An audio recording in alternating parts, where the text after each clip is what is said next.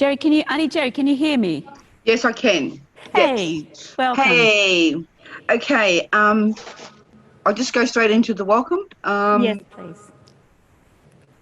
Yes, Aunty Gerri Page. I am a Mununjali woman. I am from Mununjali people. And I would like to do the welcome to country for the arts dinner today, tonight. So, Minagu Ngari Wala Mununjali jargon. So, good evening and welcome to Mununjali country. As we are gathered here tonight on this beautiful land, we respectfully acknowledge elders that have gone before us for passing on the dreaming of spiritual connection to the country. And they have passed on values, beliefs, and the knowledge of sharing love and care for each other, to be generous in giving, like sharing food, how to use tools, skills, song and dance, and stories. And I think the song and the dance and the arts has always been a wonderful part of our people. It's all about the song lines and the rivers and the connection to the art. And I think this is a special night for everyone that's involved, and I think that you do a wonderful job. And I also acknowledge elders past.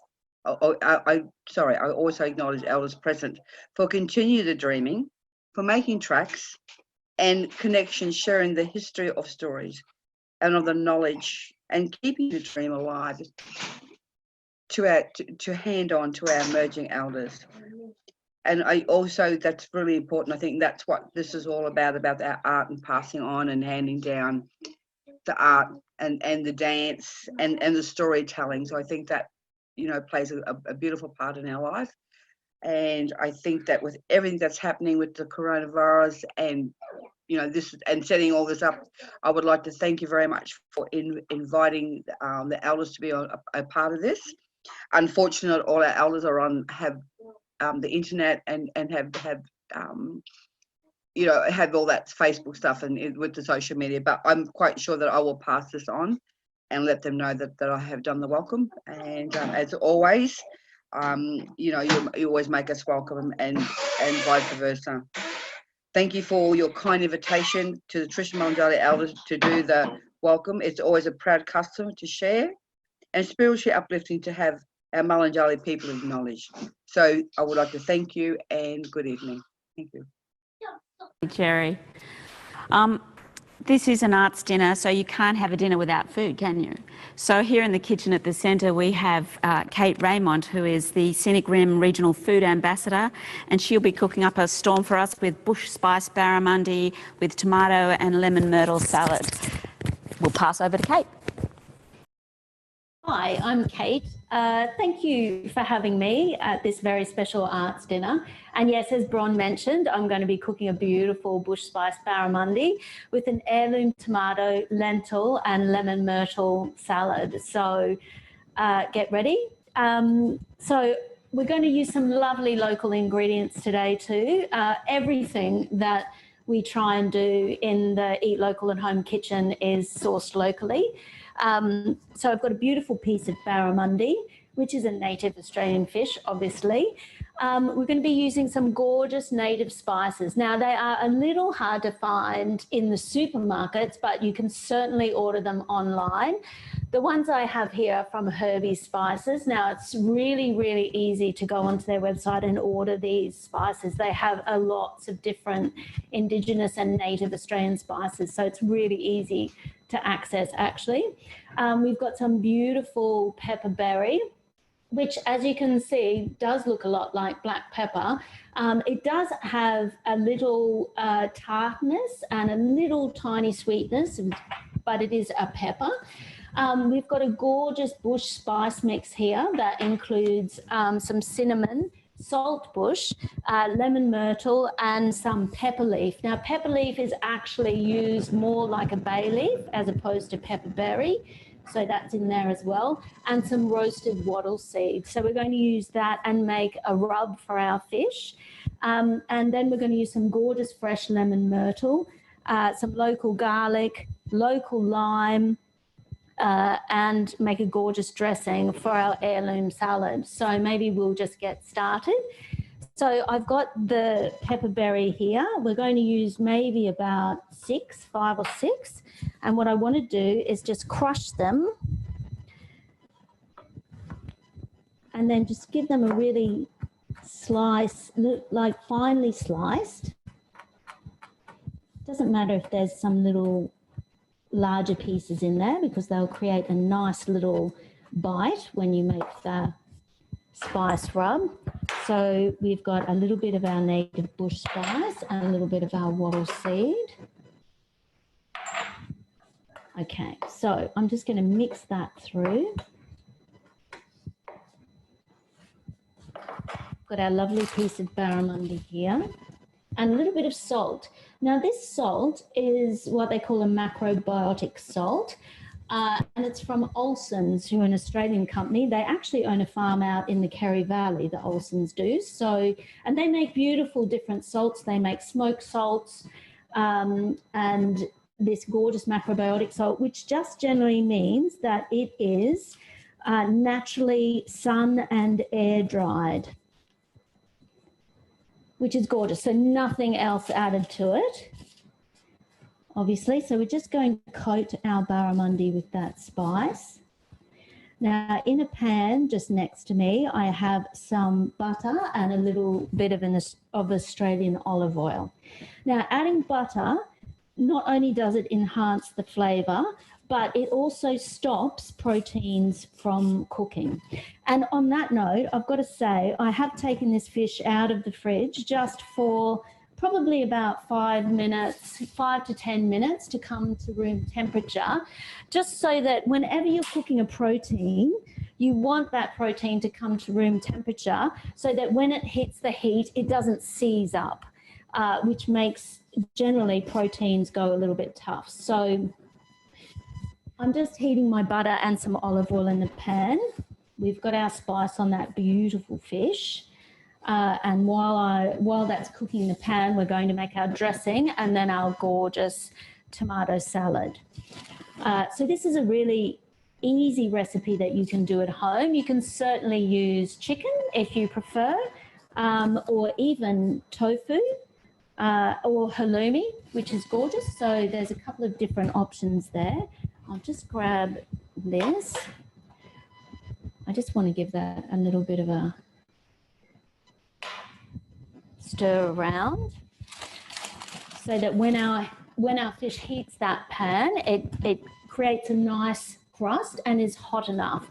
That certainly helps it to stop sticking as well, that it's hot enough when you put your protein in that it's not going to stick. Sometimes when you find you're cooking fish, or particularly chicken too, if you go and turn that too early, it means it's not quite cooked enough on that side, and that's when it begins to stick. So you can hear that sizzling away now. So we're going to add our fish into there. Beautiful. So look, that's going to take about 8 minutes to cook. And what we want to do, and I'll get Jim to close up on that when we get a bit closer, is we need it to be sort of halfway through cooked before we're going to turn that. Okay, so I've only had spices on my board now, so what I'll do is just brush some of those aside, and then we're going to start on our dressing.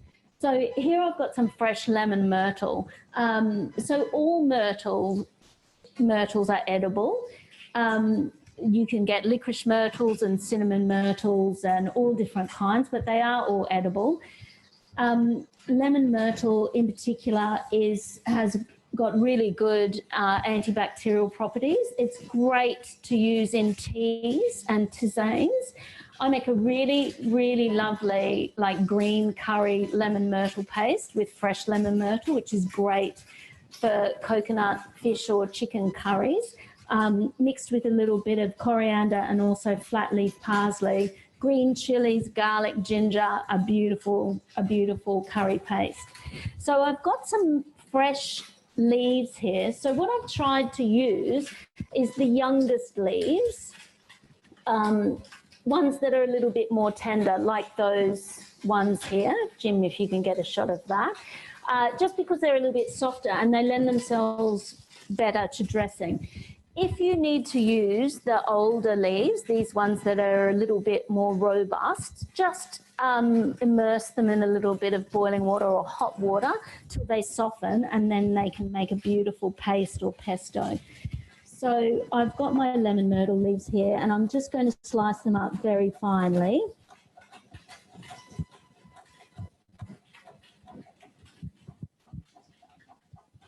This dressing can be as refined or as,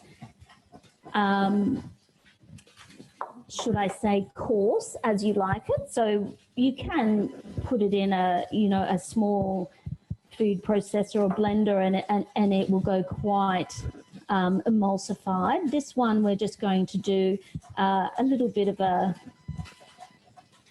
I keep thinking backyard, but it's not really backyard, but just a little bit home kind of dressing more than anything. So what I want to do with these is just keep slicing them till they're nice and fine. I might just turn the heat down on that fish a little bit. We want it just to be on a medium. I'll just have a check of that. Okay, I might be turning this over earlier than I thought, and then we might just keep it down. Turn the heat down a little bit. Smells beautiful. I hope you're all hungry.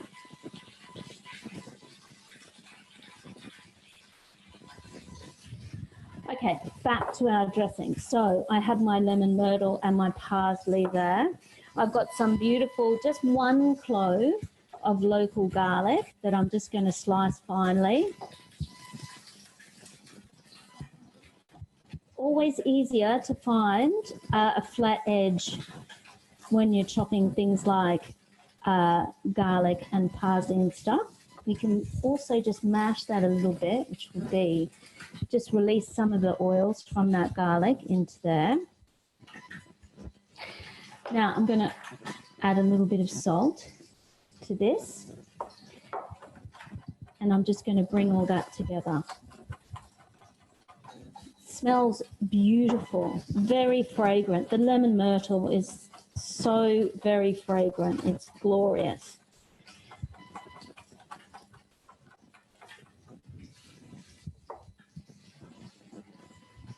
Okay, in my little bowl here. So I think the recipe that Bron has sent out serves two. So this will certainly serve two. I know in the recipe too it says fresh lemon, so you can use fresh lemon or limes. I actually happened to come across some beautiful limes from Beechmont, so I thought I'd take advantage and use those, and some olive oil. Now, usually when you're making a dressing, you're looking at 3 parts oil to 1 part acid. But always taste it. Sometimes I prefer some of my dressings to be a little bit more acidic. And another good tip with dressings, when you're making them like this and not blending them all together, but so much so a little bit rougher, it's great to let them sit and infuse too. So I'm just checking that for acidity. I might put a little bit more lime in that, and maybe a touch more salt.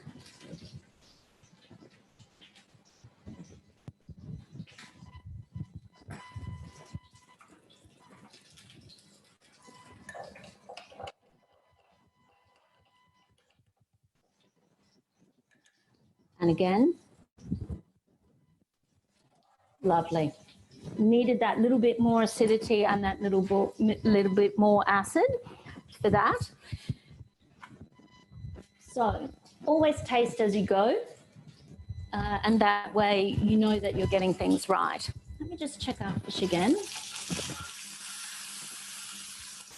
Okay, gorgeous. I might just turn that back over to the first side. It just needs a little bit more on that first side. Okay, so plating our salad.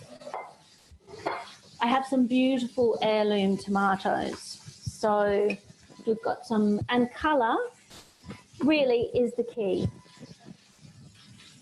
So I've got some beautiful ready brownie ones. I've got gold ones, some gorgeous yellow ones, and obviously these red ones that I'm going to use as well. I have this gorgeous salad mix. There's a lady out in the Canungra Valley near O'Reilly's, Pretty Produce, and she's growing edible flowers and salad mix, and she really does the most superb salad mix. It's full of flowers, it's full of all your beautiful little micro herbs and amaranth and, you know, bull's blood and all that kind of stuff, mitsuna, all your edible flowers. So I thought it might be nice just to put a little bit of that on the bottom of our plate. I've got lots of edible flowers to go through at the end there as well. But we just want to, it doesn't really matter how you want to cut your tomatoes. I think these larger ones might look better sliced, and then we might mix it up with a couple of different shapes from our smaller tomatoes. Tomatoes really are the best things when they're in season. So let's have a look. We'll lay these as a bit of a base.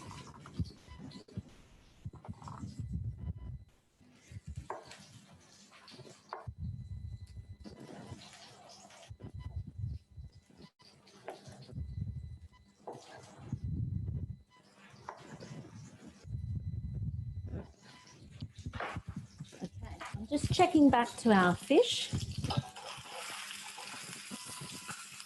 That's looking really gorgeous and really, oops, that's that resistance.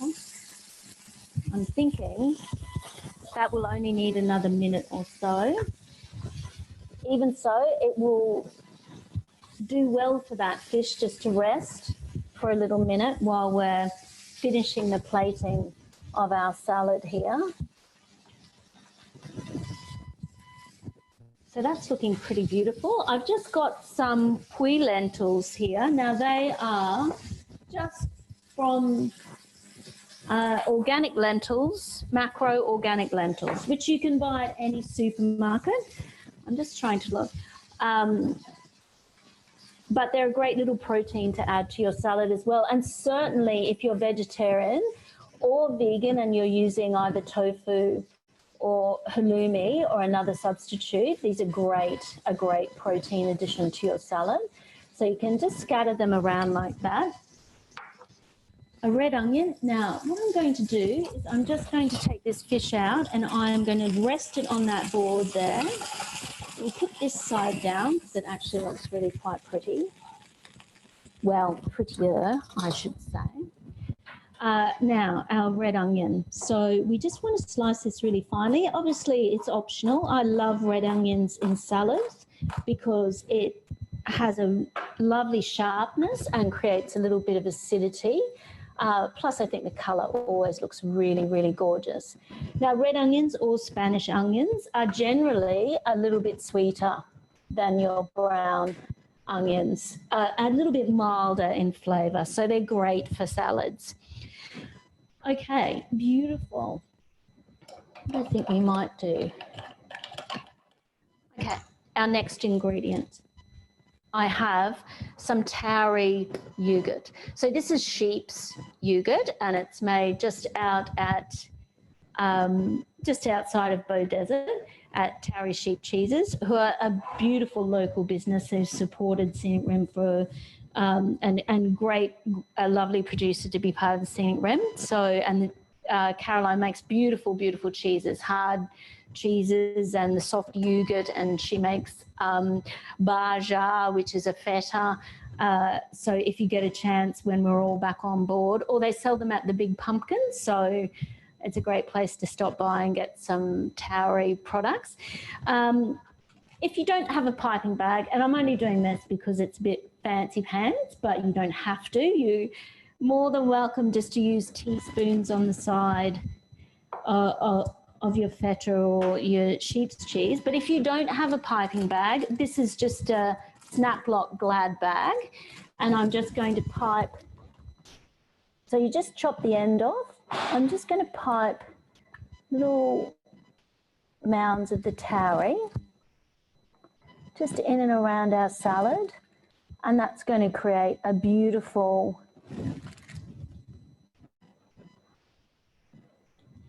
little point of interest with the colour there. So that's gorgeous. We have our dressing, which I'm going to put over now. So as you can see that there, it's quite homey for a dressing, but I actually love the texture of the roughly cut herbs and the garlic in that. Sometimes I think it gets a little bit lost when it's all blitzed together. So I'm just going to drizzle that over. And you can be quite generous because we do have quite a lot of salad there. Luckily for people at the centre, there'll be some leftovers perhaps. But that does look gorgeous on top of that. Now, we're just going to add some finger limes. So these are from the Lime Caviar Company up at above Christmas Creek. I don't remember their address, but we're going to squeeze over some finger limes as well. So they do fresh finger limes and they do frozen finger limes. I'm just wondering, oh, sorry about that. And here they are here. They have gorgeous colours. As you can see, they have Byron's, which are dark pink, and a champagne. I'm not sure whether we have any different ones. Let me just cut one of these open and see. No, we just have all, you can see that that's turning a little bit pink through there, which is very, very, very pretty, as you can imagine. Okay, so now we've got some edible flowers straight from Pretty Produce here, as you can see, which is gorgeous. So all these flowers are edible and they can do them in petals or like this whole, but I always tend to, especially with marigolds, I always tend to pull the petals off so they look quite pretty. So we'll place some of those. This is getting quite fancy pants now. You don't have to do this for dinner. But it does look very pretty, I've got to say. So I just pull them out of the stem, place them around. I've also got some baby watercress here, which is grown on Mount Tamarine, which is gorgeous. We can add that. So that'll add a lovely little bitter note to that. So that will round off the beautiful ripeness of those tomatoes. So we'll add that in. And I've got some lemon balm, which is growing in my garden, but these leaves look really beautiful too. And they'll balance a little bit of that lemon flavouring coming through from the lemon myrtle. And finally, I really think we should put some of these gorgeous, gorgeous purple little edible flowers on there. I'm sorry I don't know the name of these, but they look divine. So I don't know whether any of you may have noticed the Scenic Rim Farm box that I have here on the bench, but Scenic Rim Farm box is an initiative that's just been launched, and we're really trying to take the Scenic Rim up to Brisbane.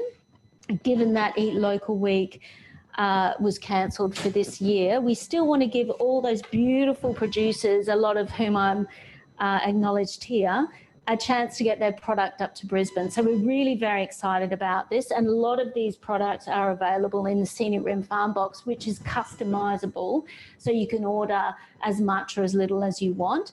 We'll have this size box and we'll have a half size box. So you can certainly make it as large or as small as you want, and it's a great idea for gifts. And it gets delivered straight to your home, contact free. So that's another great thing that's happening. I'm just gonna drizzle that with a little bit of olive oil, ready to bring our bush spiced fish over. Out of my hands. Now I'm just going to, okay, just have to do a little drizzle of olive oil on that fish as well, just to give it a little bit of gorgeousness. And maybe we'll do a little bursted finger lines on the top there. Just like that. And there we have a really beautiful bush spice barramundi and tomato, lentil and lemon myrtle salad. So I hope if you try this recipe at home that you enjoy it, and any questions, contact Bron.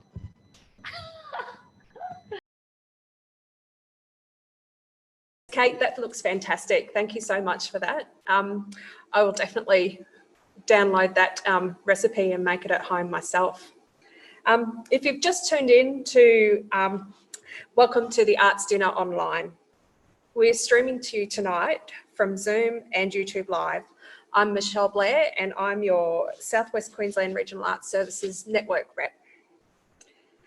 And I'm on the stage at the Empire Theatre in Toowoomba. You can post questions throughout the night and the team at Arts Front, who are behind the scenes making this happen, will get that to us to make sure we ask our guests tonight some of these questions.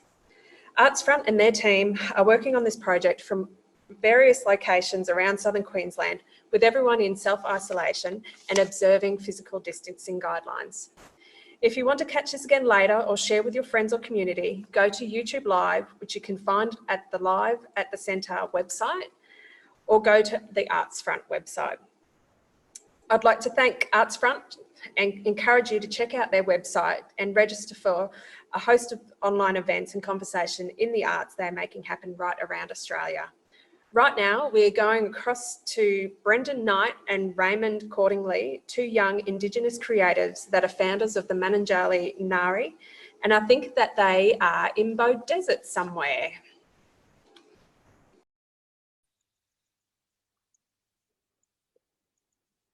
What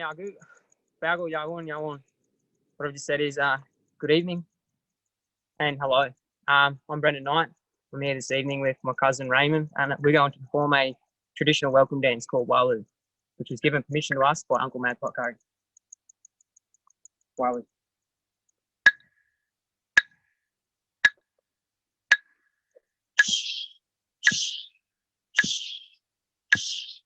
Walo nga, kuwe kuwe, jangai wai malia, buka jalu, hop, wangani no nya jimbala, jimanda nalera, kuwe munga no mani ya kuwe kuwe.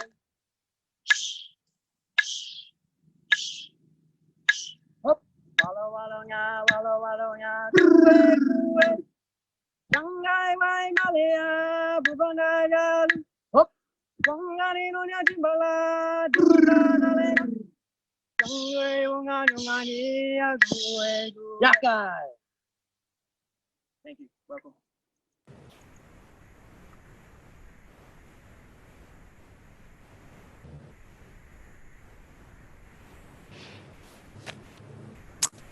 Thank you, Mununjali Ngari. That's fantastic.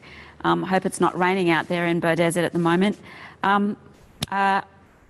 As if you've just joined us, I'm Bronwyn Davies. I'm the coordinator of cultural services here in Beaudesert, and I'm on the stage in an empty theatre, and would like to just take this time to pay homage to all the artists, arts workers, technicians, performers and event organisers around the world who are really feeling the pinch at the moment.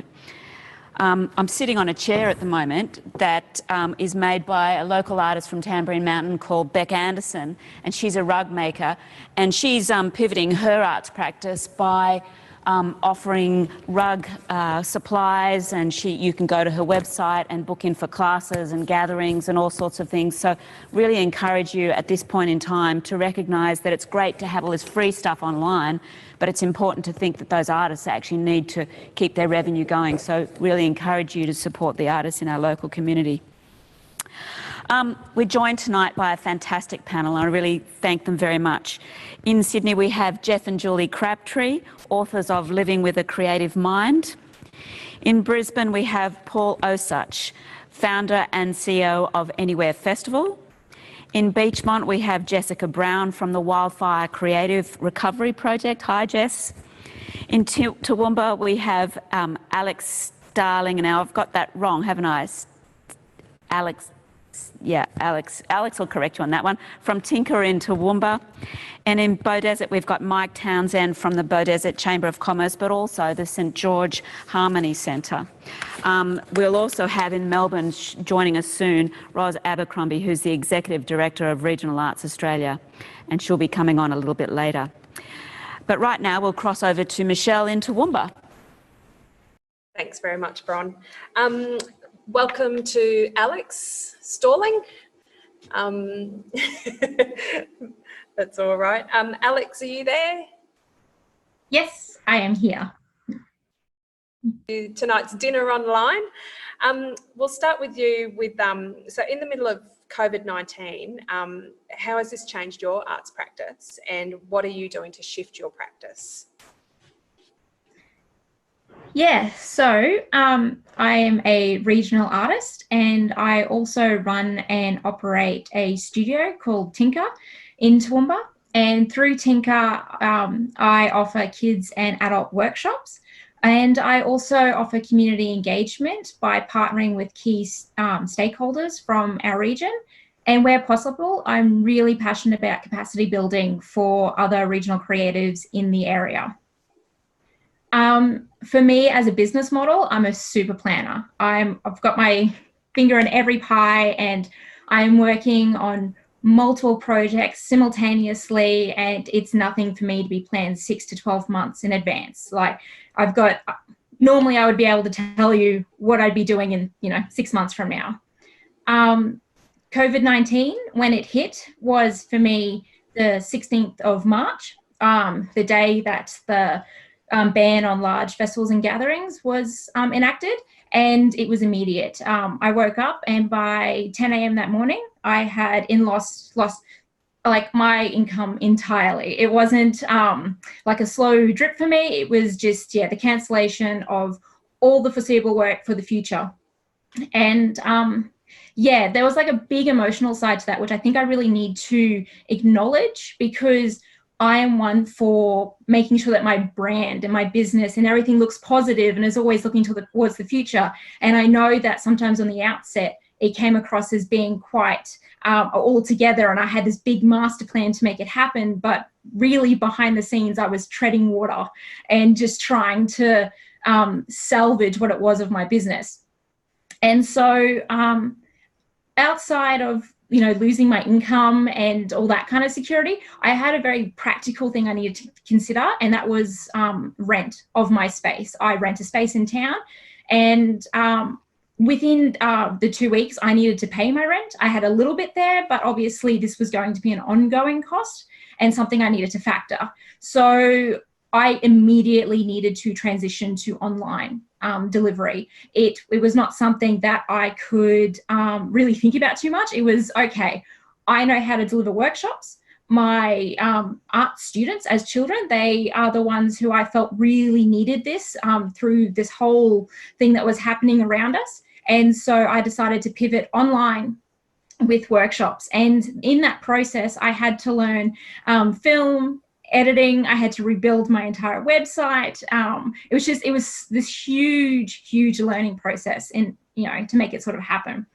And then once I did the first one and it kind of went and it happened, my mindset changed, and all of a sudden I realized that I was so stuck in the whole what my geographical location could do and what I was able to connect with in my region, where now with this platform online, I was able to access people from all over Australia and kids from all over, and also different demographics that just weren't able to make it to my studio or my pop-up workshops at different places. And so I really started to lean into what digital platforms could mean for me as an artist. And through that, I have been connecting with other artists and looking at what that can actually look like. We're having big discussions about creating online events and galleries and showcases and collaborating and just pooling our disciplines together for the actual online platform. So I'm still learning. Like I feel like at this point I am still kind of making it up as I go, still, trying to learn stuff. It's a very ad hoc process, but I'm excited about what the actual online process can, you know, bring to my practice. Initially, it was this whole, I need to replace what I'm doing online.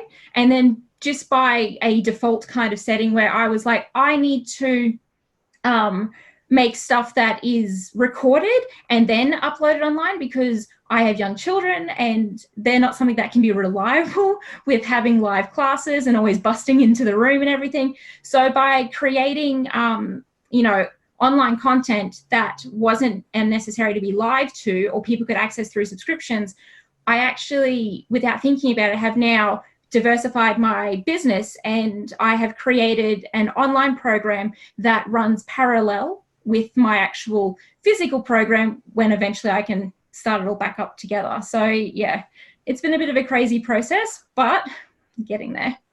So yeah. No, just quickly, you're saying it widened your audience. So how far are you going? How far do you know your workshops are getting across the world? Through the subscription process, at the moment, but definitely targeting Australia, and that's just where my ads are going towards. But I'm getting people from Melbourne, and I've got a family in Perth who are subscribed, and surprisingly, only like 50% of my current subscribers are through my existing, you know, network pool. It's actually already automatically just opened up to a whole different range of people. Yeah, no, that's amazing. Thanks very much for your time tonight, Alex. We'll talk to you later. Thanks. Over to you, Bron. Thanks, Michelle, and thanks, Alex. That's really interesting how you can really have a change in your mindset and make the best of what is not a great situation. Now I'm going to throw to Jessica, who hasn't been through a great year, I have to say.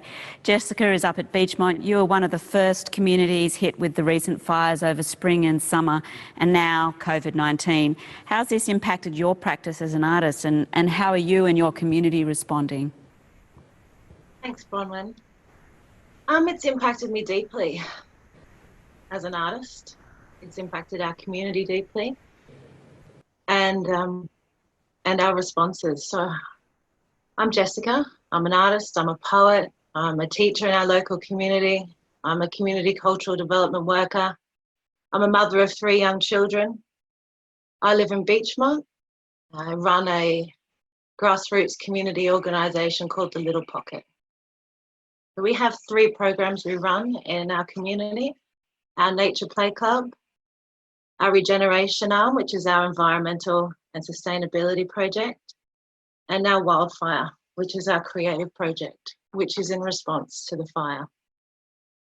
So I'll just tell my story a little bit so you can see where I come from. So on the 6th of September in 2019, I had a text message saying, "Leave now." The fire was burning from Canungra through the Sarabah Valley and up towards our home in Beachmont. I had to evacuate my home with my 3 young children. My youngest was 3 months at the time. And as I drove out of Beachmont with the cloud behind me, there was this uncertainty if we would come back to our home. That next morning, sadly, 8 of our neighbours lost their home. 1 in the Summit, the street over, 2 in Binnaburra, and of course the historic Binnaburra Lodge burnt that day. That fire burnt for 23 weeks in the Lamington National Park area, and 5,500 hectares were lost. That's a really long time to be smelling smoke, to be dealing with that stress. So many people in our community lost their livelihood, their homes. Businesses were impacted by loss of tourism. And most importantly, for a lot of us, there was a loss of sense of safety in our home. So when you get that message, "Leave now," and then 7 months later, you get a message that says, "Stay home," that's a really big shift within 7 months for one community. And that's happening all across our country. For some people, it's only been a 3-month gap between that "stay home, leave now." So we're dealing with a really vulnerable community in Beachmont already. And after our unprecedented fire that burned through this area, as I said, it went across Australia. So how did I respond to this? 2 months after the fire in Beachmont, we had a day called Regeneration, and we held it at our house, a little pocket, and we invited people together to connect, because that's what we knew we had to do, connect. And that's what's been so interesting between this disaster and the last. Through the fire, we could connect. The rural fire is mobilised, the CWA was mobilised, people came together. There was that connection, that's how we knew to respond. And now 7 months later in this current disaster, it's isolation. So that instinct of coming together, it's such a massive shift. But there's still that desire to connect. So that's where we're looking for those new platforms. So how do we do that?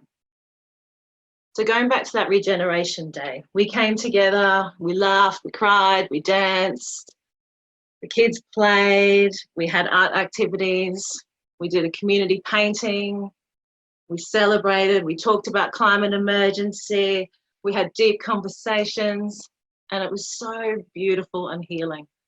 But it was that connection, it was the coming together in place and space.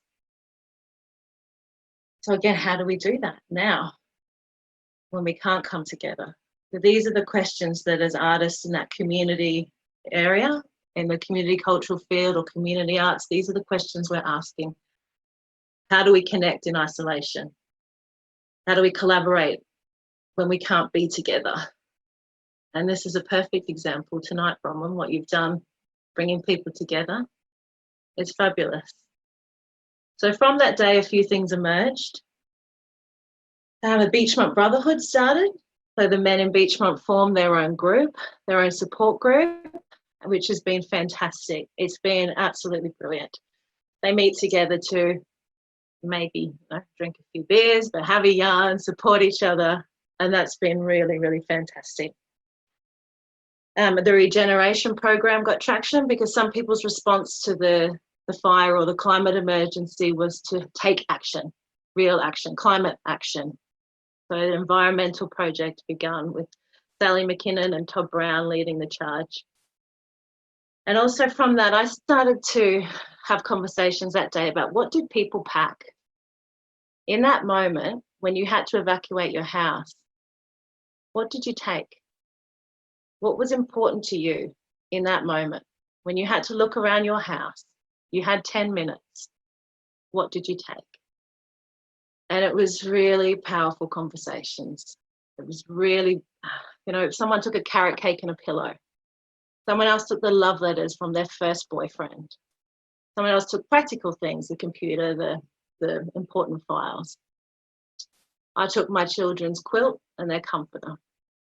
So in having those conversations, it was really, there was so much to be said in that moment. So I went, there's a play in this. Okay. So I've started to write a play called Leave Now, which explores that theme of what's really important. And it's light, but it's deep, it's beautiful.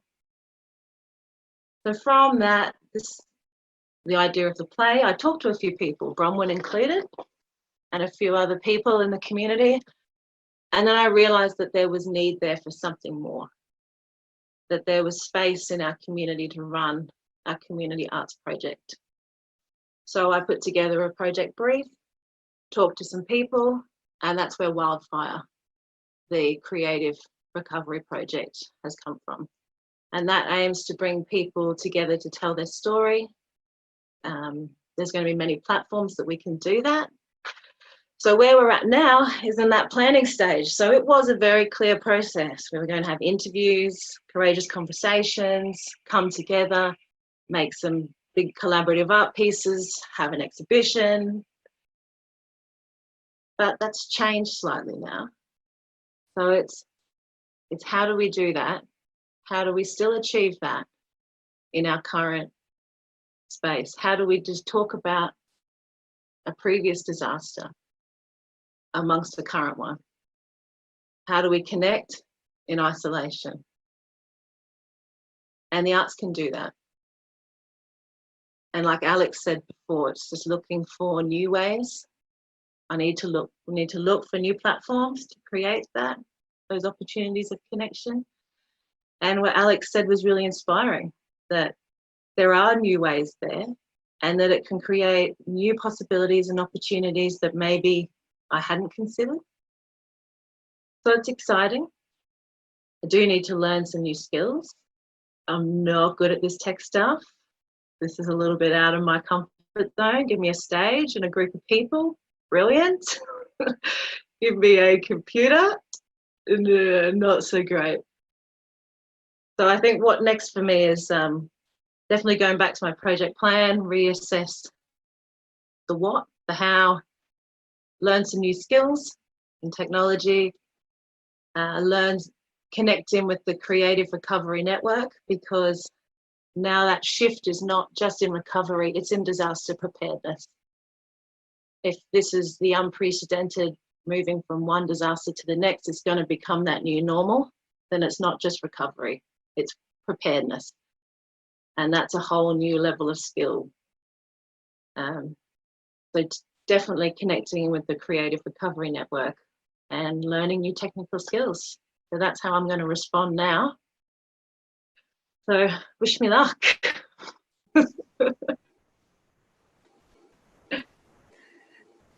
Thanks so much, Jess.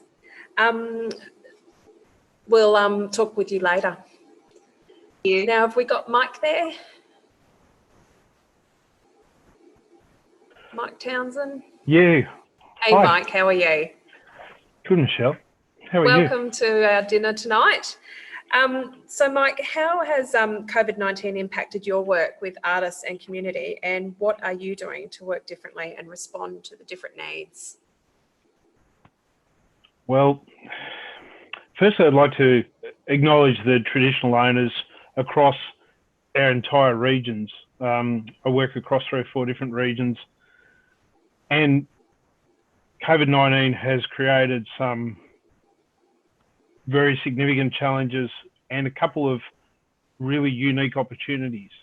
And I'm the CEO for Southwest Indigenous Corporation based in St George. We're working with local Indigenous traditional owners, stakeholders right across Australia to build a harmony centre and a language program to disseminate Kamilaroi, Big and Bull, Puma language, and then offer it back into schools in the St George area. St George, southwest Queensland, 500, 600 kilometres west of Brisbane. 7 years of drought. COVID-19 came on the back of some significant events and fish die-offs. So traditional owners have really suffered in terms of their ability to engage with one another and across the traditional methods.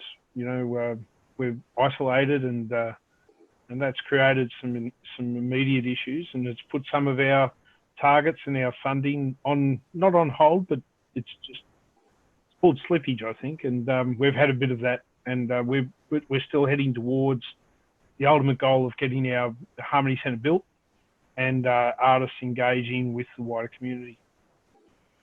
One of the things that in preparing for today, I thought I would probably look at 3 things that may help other artists in other areas that they may or may not know about. In terms of emerging as an artist or emerging as a business, as a sole trader, I think you have to be, and this isn't telling artists what to do, but it's about the approach that we've taken at St George, and it's about having a governance model, having an effective plan, even factoring in things such as events that sidetrack or take away the focus for a short period of time. And we see COVID-19 as potentially taking away or rearranging our focus for a period of time, but it's not going to take us away from the main game. Having a sharp and narrow focus about what it is that you're doing, making sure that you're effective in your marketing and your networking, especially, and giving back to your community and engaging with your community and taking from your community to reflect on how powerful your community is. Art forms, I think, are going to take on a different focus. We're looking at having an immersion program in St George. need to have very big engagement around technology, and I can see that there are some challenges that we are going to face as we move forward. The platform, the engagement platform that we need to work in is going to be multifocal, and we want to engage with overseas visitors as well as local visitors and in-state visitors. We want to make sure that we're effective in our marketing, and I would encourage any business that's looking to start off and re-emerge after COVID to have a really strong, effective marketing plan. And then I think one of the keys that we're looking at in St George is providing a personable story that relates and brings people back to what we're doing. Use this opportunity now while it's difficult, but it's in New South Wales. I know New South Wales TAFE have offered some very unique opportunities to engage with professional development and to build your skill sets. We're working closely with ORIC, the Office of the Registrar of Indigenous Corporations, to work on a program where we can roll out digital governance across the various parts of Australia, and we want to be on the forefront of that. And one of the things I think that people should think about when they're talking about what they're doing and offering, I've seen some people who want to perform online. Unless you're Elton John and you've got lots and lots of money, I think giving up your personal identity and your marketability for free doesn't make too much sense to me, and that's not something that we would encourage from our organisation in St George. Listening to the stories, and I live on the Scenic Rim, and I'm part of the community in Canungra as well. I'm with the local bank there.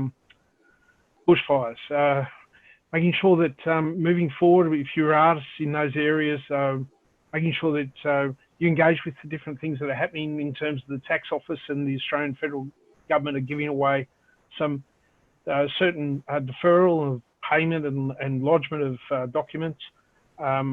Making sure that you fit the postcode, or if you don't know about the postcodes, we should perhaps put together a small information sheet afterwards, making sure that you're in those areas around that.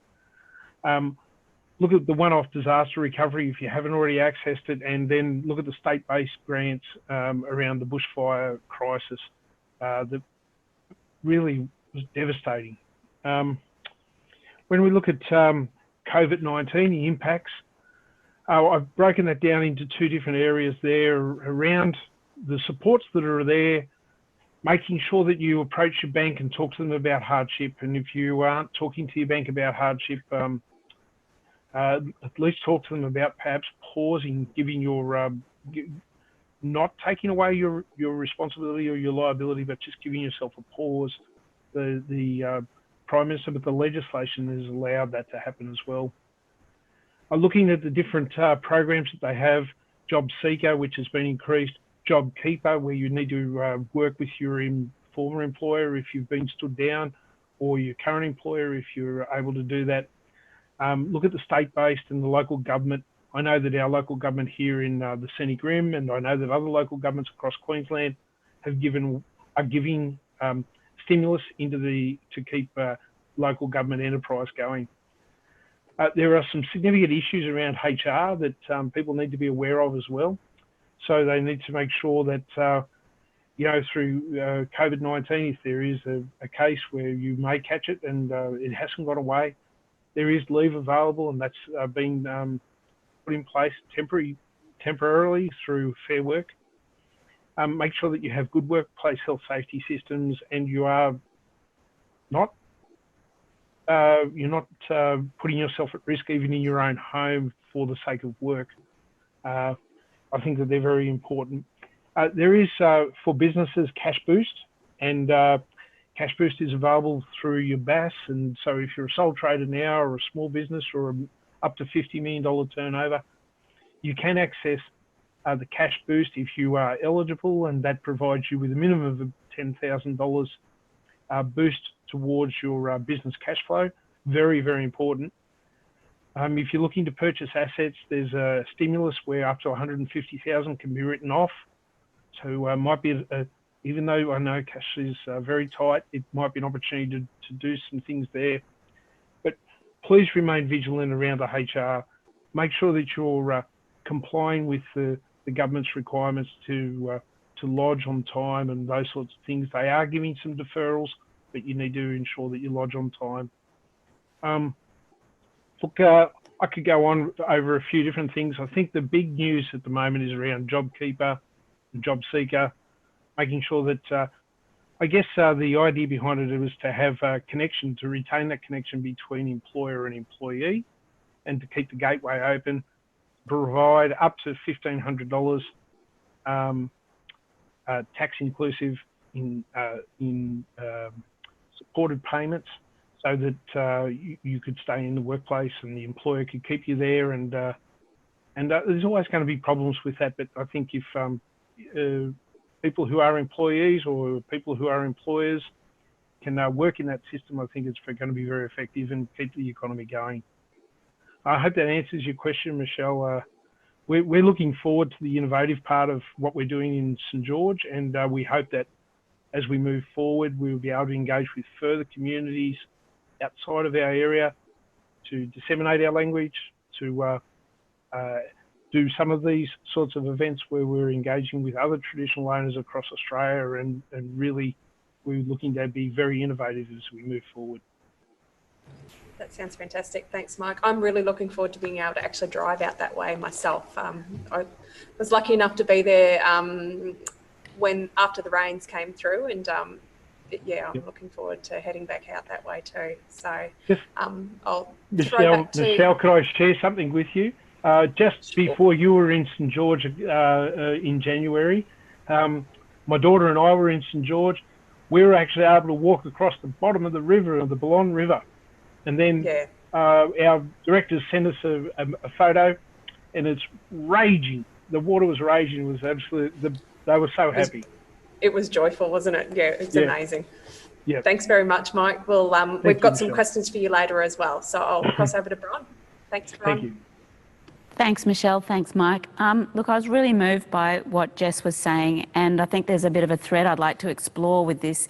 Jess, you know, what you said about the what Leave Now project and then the Staying Home project, there's a really interesting tension between those two notions, and this idea of isolation versus, you know, connecting with each other, and this use of, as Alex has done through the internet, and I think some of our other speakers are obviously using online, and as Mike has said out at St George, the Indigenous elders are looking about how they can keep the connections going.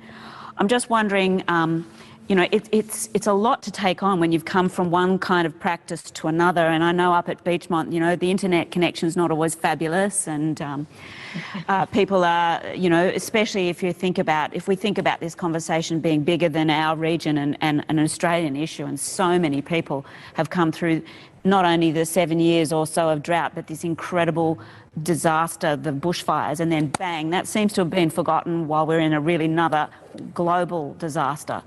So to bridge those things, to actually to pivot and to become more agile, I just was noticing, you know, Alex, you went really quickly into a response, and Jessica, you talked about needing to find your way through, and Mike, you talked about your researching ways that the community can come together. And I'm thinking, is there a way that we can start to have these dialogues where people who are already established can share their skills with somebody else? Does anybody know of any kind of like a network or a connection or a collaboration where we can come and share skills and support each other? Alex, how did you find out about how to pivot your business to an online platform? So I'm very fortunate. My husband actually does video editing, and I have a lot of friends in the creative sector that work with video editing and that. So even though I had to do it myself, I was able to just call on, you know, my networks around me to help me with those actual skills, because it is something that's really, really hard to learn, especially very quickly. And I myself have found myself already mentoring other artists who do similar things to me. They've come to me and they've just said, you know, how did you do it? And we're already having those sort of chats now about how to, you know, give them the skills to be able to do it as well. So. Think you could share those skills with Jessica and with Mike? Yes, please. Yeah, I'm more than happy to. I'm also working on like a local project at the moment where that kind of stuff is it's being like funded, where we are actually capacity building for our region with that particular thing. So I think there's definitely legs to actually make this a proper program that, you know, facilitates artists throughout Australia as well. So more than happy to, but yeah. Jess. I did stumble across Bronwyn on the Community Door website the other day, that they're offering free technical professional development programs for not-for-profits. So I'm going to access that this week. That's on my to-do list. So that's the Community Door website. And they have a few different sort of modules and different things that you can do. So that might be another resource. But definitely, Alex, like, sharing, it'd be awesome.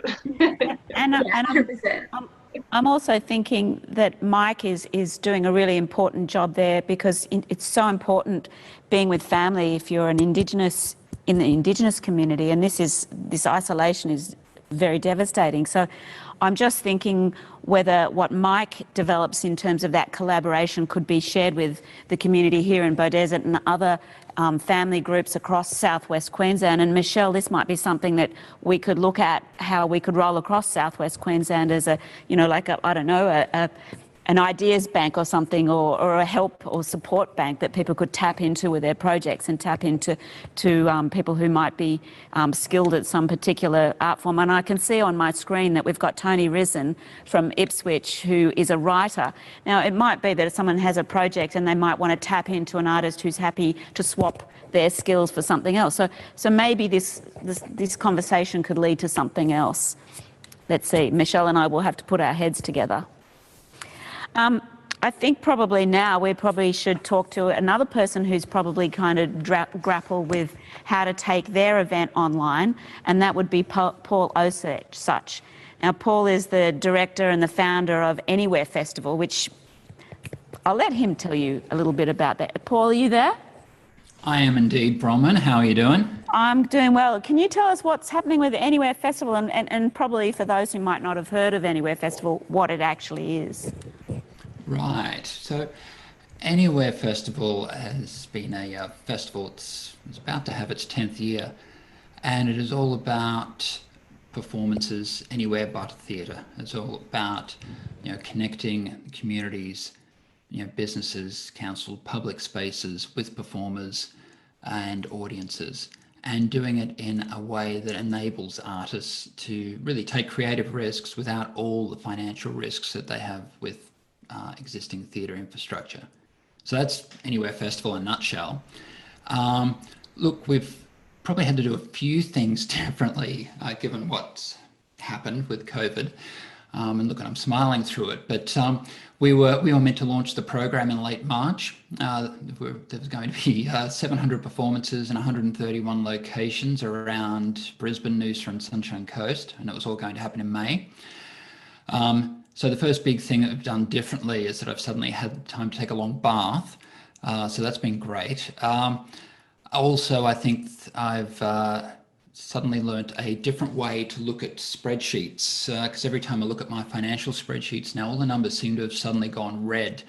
I'm not sure if it's my eyes or not, but learning how to deal with that has been a biggie. Bizarrely enough, look, we were kind of lucky. We were lucky by a week. If we'd cancelled a week later, we'd probably be bust now. But because we were able to cancel, and it was, you know, a week or so before the official, you know, reveal of the program, you know, we'd still spent kind of, you know, 95% of our budget, because it's all about getting everything together. It's all about working with all the hundreds of artists, finding all the non-traditional spaces that are offering their spaces for free to the artists, and putting that together into a program. For us, in a way, once we launch the program, you know, we kind of can just, you know, sit back, even if it's just for a few minutes, before we go into the festival. The problem is that 80% of our income comes after the launch. So it's really put us in a bit of a precarious position there. But what has actually been good about it, and always a silver lining kind of person here, is that there's a couple of things. And the first is that, yeah, it would have been really busy, whereas now I've actually got, an opportunity, between hustling for money to go, look, what shape should the festival be now? Why is it still relevant? What do we need to do to make it relevant? And we're in a good position because much of the shows at the festival are obviously in little nooks and crannies, so they have a small audience capacity. So as restrictions for COVID-19 possibly start loosening up a little bit, and we get to say 10 people or 20 people, we're in a position where we are actually possibly able to have shows running, within social distancing guidelines and all that kind of stuff, in a way that more traditional spaces can't. So that's our silver lining. So we've really looked at what are the things that we can really maximize in this situation. We've tried starting now. We've got a show called Social Distance Slumber Party, where everyone participates at home in their pajamas via Zoom. We actually limited it to 60 people. We sold out one night, and now we've put on another date in June. You can book it anywhere.is. Even better, what was really surprising, given that we were quite concerned that there really wouldn't be audience demand, that nobody would really want to pay. And I'll talk about this a bit more. But so what we did is we gave people, instead of saying it's $20 or $30 or whatever, we gave people the option to pay $5 or $10 and then went up. And for that first sold out one, the average price paid was just under $20. And most of those people also donated, which was fantastic. And a lot of the people involved that actually bought tickets weren't connected to the show, so are also new audience members that just went, hey, this sounds like a cool idea. So that would have been a big thing for us, because we didn't want to jump into this live streaming bandwagon, because we just couldn't see where artists were going to be able to get paid for it. And that's always been a huge thing for us. It's big for us. It's big for, and a big reason why independent artists do Anywhere Festival instead of other things, or as well as. So that was a big thing for us. One of the big things I also did having this space was the slightly unfashionable but important thing of having some really big conversations with the board. We're a company limited by guarantee, so we have a board of 7. Had 3 new members come in November when we had our AGM, and as a board they had been fantastic at being able to react quickly whilst also pulling me back when they needed to, and to be able to sit back and look at what our main vision, what we wanted to achieve, and what we could do and how they could help to do it. So I just want to do a shout out to the board there. One of the big things we're also doing is feel that even if restrictions get completely eased, in 2, 3, 4 months, 5 months, really feel that the festival model and lots of festival models need to change. It nearly felt like we're at kind of peak festival, before all this happened. There were festivals everywhere. And so we will actually be changing Anywhere Festival to be a year-long thing. And the reason why we'll be doing this is it allows us to still have little peaks during the year where we can have focus, we can have a showcase in a particular precinct or particular council area. But also, more importantly, it means that the work that's been developed by the artists, they get paid from all the box office, they're able to see a life for that more clearly beyond just those 2.5 weeks of the festival. And they can actually see that there are a whole range of different audiences that they can access to make that into more of an income stream. So that's a biggie. Other one, look, everyone's obviously looking at technology, and look, we've decided pretty much to focus on Zoom. And one of the big reasons for that is it seems to be this thing that I think a lot of live streams, and I hope I'm not talking out of turn here, but a lot of live streams miss that vital thing, that, or one of the many vital things in going to see a live performance, and that is, feeling that you are around with other people, that you're having a shared experience. And I think that's something that Zoom does quite well. This isn't actually new. In our first Anywhere Festival in 2011, we had a show on the Zoom for 2011 called Skype. People may have heard of it. And it was a show that was actually done, it was 6 10-minute plays. Each play was performed in a different country. There was, Germany, the US, Scotland, blah, blah, blah. But Skype had a restriction. You could only have 10 audience people or 10 people on a call. So what would happen is 10 people would go and watch one play, and then they'd basically go around in this circle and see all 6. So the plays got performed 6 times. And that was something that really worked well then. And I think it's a concept that we're really pushing artists to explore a bit more. Thirdly, what we're doing is we have a huge number of relationships with small businesses. All the shows are either in business locations, whether that's spas, cafes, in lighthouses, in people's backyards, all this kind of stuff. And as restrictions get eased and people are trying to get their businesses going, it's not all the economy, but it is a little bit of it, we will admit that. And so it's all about being there and reconnecting people to that as soon as possible, to help those businesses out as well and start getting things happening there. Finally, one a bit more abstract, we're really wanting to take this opportunity to push all the independent artists that we work with to think beyond performing and to think about engagement and connecting and storytelling and building their tribe, because it really feels like our current environment has reinforced how much people do want to engage with arts and culture, but with a different type of relationship. For example, we're in a situation where, gosh, everybody within the arts can do very little at the moment. There are pockets and there are things that we can do online, but for many of us, it's difficult to do anything. Yet art supplies, music stores are all going gangbusters at the moment. There's possibly more people painting, singing, writing, creating in their own home, and they're not officially part of the arts industry. So we can see that there are people that want to be engaged with arts and culture.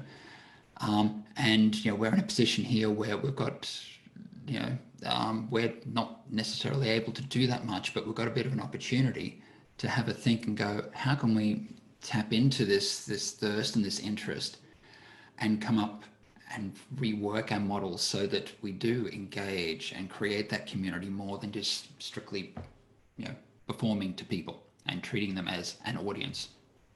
That's pretty much my things, Bronwyn. Thank you. Thank you, Paul, so much. It's you're right. It's what that think bank. I mean, when we talked about that previously too, is how do we create that tank of information and those people with great ideas and come up with some of those solutions. I'm sure it's just more discussions like this that will lead to great things. Thank you for your time. Rightio, we've got Roz is up next from Regional Arts Australia. She's joining us from Melbourne. Have we got Roz there? Yep, I'm here. Hello, good evening. Hello, Roz, how are you? Good, thanks thank for joining us. Thanks for inviting me. No worries. How is COVID-19 impacting regional arts around Australia, and how are you guys responding to that? Well, like everyone, it's been a busy time. I think probably importantly for us, it's probably good to wind back a little bit, and sort of a lot of what we're doing now is on the back of a lot of the advocacy and the meetings we had during drought, and then most definitely during bushfire, and then floods, and now bushfire, and now COVID. So it's been a bit of a compounding journey in that policy advocacy space. And it's probably good to sort of have that context of a lot of what we're dealing with in the covert response is on the back of a lot of the conversations that we had around the national bushfire response. And so the conversations that Regional Arts Australia were having with our members and with the regional program administrators, and then to various lines of Australia Council and the Department or the Office of the Arts and into the Minister's Office. A lot of those conversations opened up the connection so that when this actually hit, we were already working as a free four-way partnership really quite effectively. So that's been something to look back on and say that was actually really important. So it's not that we suddenly found ourselves in this unprecedented crisis, not knowing the communication structures and the structures to which we were going to activate, because we were already in crisis activation from bushfires. So that's something probably just important to bring in. And from a regional perspective, I think it is that compounding effect of drought, floods, bushfires, and now covert, that we're trying to keep that messaging at the forefront of, like, this is something that's affecting our artists and our organizations so profoundly, because it's a multiplier effect. And yeah, I can talk to you in various detail about that, but I'm just not sure about the format, or whether you then we're going to ask, I must have questions, or if I should keep on my rambles.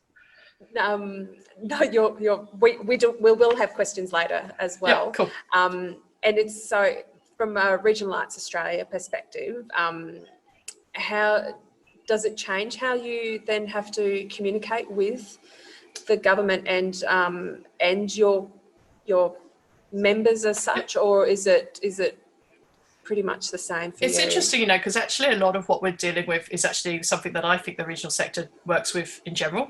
Like, our organisation isn't essential. We don't have a central office, a headquarter. We have staff in 4 different states and territories. We have a board member in every state and territory, and we've been using Zoom as our and a virtual office now for the last 18 months. So for us, that's how we have communicated. And the same with our members and our member organisations, that's been how we've connected. It's the volume of that connection that has changed, and that's extraordinary. That when we've gone from maybe having 1 Zoom a week or 2 Zooms a week to connect, I'm finding we're on some sort of communication platform from morning till night, and so that volume is really interesting. I think in the context of regional, a lot of the conversation we're now having, that a lot of the community are talking to about in isolation or in lockdown, around access to communication channels, internet, feeling isolated, access to connecting with people. They're the conversations that we've been trying to have for a very long time in how to support artists and practitioners in regional and remote places where there are challenges of access and connection and engagement. And we've been looking at how to have those conversations. And to a degree, this is elevating us and fast tracking those conversations so that we can actually have really quite robust cross-portfolio conversations around communications, MBM, access, issues across infrastructure, health, education, that we haven't had the same traction with before. So that's actually really interesting. And I actually think that our regional artists and our regional arts orgs are so well placed to lead this conversation and lead a national strategy beyond this. And we talk a lot about what will it look like when we get back to normal, or what's the new normal. And I actually think that we have this amazing opportunity at the moment to reset that and to say, actually, the regional remote narrative is multifaceted, diverse, and extraordinary. And let's find a way to champion and support and represent that diversity so that it is seen for all of the extraordinariness that it is. So it's been really interesting. It has been incredibly full on. I think the amount of roundtables that we're having at that sort of cross-governmental level, particularly into Canberra, is amazing and challenging. It's been also really interesting not to be travelling as much. Like, I certainly, in my role last year, found myself on a plane pretty much every week or every 2 weeks. But actually, I've met more of the other peak bodies and more colleagues in the last month through a Zoom than I managed to when I was actually flying around the country. And I'm not saying one necessarily outplays the other, but there's merit in all those ways to connect. Definitely, and as you know, with regional communities, they do like face to face. They do like to meet and talk to somebody to get to know them. But it is definitely helping them evolve in and learn different ways of communicating also. And I think that might make our connectedness a lot better as well. And we really do need to try very hard to stay connected and create that community. But I think this gives us a perfect opportunity to find an alternate way of doing that without having to drive 600 kilometres or make those flights. Yeah, and I think one of the things that we found, as you said, we're a national peak body, but it's our member organisations and our regional program administrators. What has been invaluable to us is that I can certainly turn up to those roundtables and provide context into that. But actually, we've been getting granular case studies from all parts of New South Wales and from Queensland and Victoria, from everywhere. We've been getting really specific case studies to a particular artist or particular organisation or to a particular region. And we can actually then measure impact, measure loss of income, measure loss of infrastructure, and we can also provide those granular case studies around the narratives and the stories, and that feeding that in and being able to feed that into the Office of the Arts, into Australia Council, has been extraordinary. And I think something that we haven't necessarily, from the bushfires, we were certainly doing that, something we weren't necessarily doing as regularly and as constantly as we are now. And it's total credit to everybody on the ground and everyone in their regions, everyone who's looking after a festival or a theatre or a gallery or an independent artist, providing us with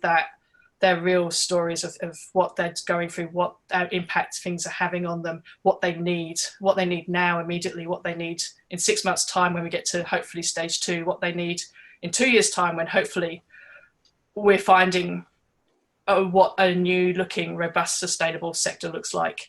So that has been amazing, and how everyone has pulled together and the support mechanisms for that in putting together has been invaluable. And probably important to point out that the success that we had in relation to securing the additional 10 million to the regional arts sector a couple of weeks ago is total credit to the networks and the organisations that have just been relentlessly feeding me information and case studies so that we can then advocate across portfolios into government. Yeah, it has been a fantastic time for us to stop and take notice and feed it up the line. So thank you. I know we will come back to you later with some more questions as well. Thank you very much for joining us tonight, and I'll pass it back to Bron. Thanks, Ros. Thanks, Michelle. We're very fortunate today to have a couple of speakers who were at Arts Ablaze who really left a huge impression. So I'd like to welcome Jeff and Julie Crabtree, who are coming from Sydney. You both work with creatives. Jeff, you're a composer and an advisor to the arts, and Julie, you have creative clients. What has the impact of COVID-19 been on the way you operate and work with artists? So for us, I said I've got a private practice where I'm seeing mostly creative people, performers. They've been texting me too. Oops. Performers, musicians, all sorts of people. So the thing that we were kind of due to speak and due to kind of work with clients kind of throughout the country, and suddenly had to flip and switch to to being online. So these are the things that I've particularly noticed with working a lot with clients online, and that is that firstly, one of the first questions they asked is, if I'm not performing, who am I? So their first question was a question of identity. If I'm not performing, then who am I? And I think that for many people in that position, it helped them begin to ask some really important questions about an identity that wasn't just dependent on whether they get the auditions or not, whether they get the gigs or not, but it was beginning this kind of journey of them asking some questions about a security in their own sense of self. And I think for many, it's a difficult process to ask those hard questions, but they're important questions to ask. one of the next things that I've noticed is, and I think, Jessica, you kind of commented on this quite beautifully, and that was that our nation has been through a succession of loss and grief and trauma, where we've had it personally, and we've had it in communities, and we've had it across the nation.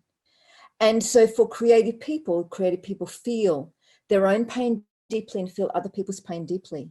So for many of the people I see, it's how do I deal with this accumulation of pain? You know, for many of them, I said, look, I can't even listen to the news, because when I listen to the news, I get so deeply impacted by it. So a lot of what we talk about is how you can still learn to feel, but without being overwhelmed by the impact of this accumulation of grief and trauma that we're experiencing. And I think that it is the creative people, as you've demonstrated, who is going to help our community learn to make sense of all of this. Right now, we're kind of in survival mode. But I think that as artists kind of feel and make sense of and put language and images and around this, it will help.